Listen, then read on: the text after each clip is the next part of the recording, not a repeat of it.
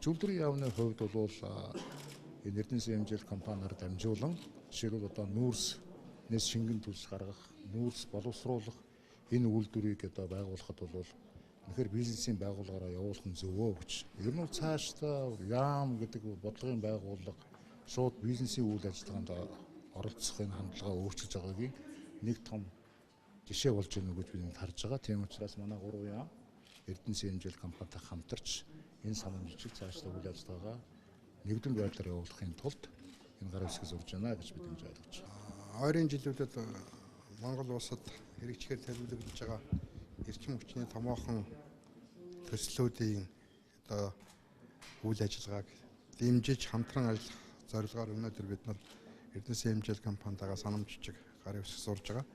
Тухайлбал одоо Шивэавагийн нүүрсний уурхай, Багнуурын нүүрсний уурхай бол стратегийн орд газрууд. За энэ орд газруудын лицензийг эзэмших компаниуд бол манай Эрдэнэсийн хэмжээл компани охин компаниуд байгаа.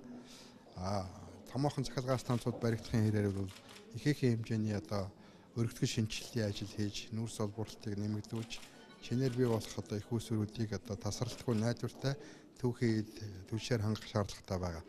Энэ ажлыг ойрын хугацаанд одоо бизнесийн зарчмаар үр дүнтэй зохион байгуулахын тулд одоо бид нар хамтран ажиллахаар одоо бодлогоо нэгтгэж өнөөдрийн бичлэгт гар хэсэг зурж байгаа. Энэ бол өөрөөр хэлбэл харилцан хамааралтай одоо асуудал дээр бүгд нэгдэжээж энийг хэрэгжүүлэх тийм шаардлагатай байдаг тийм төслүүд байна л да, том төслүүд.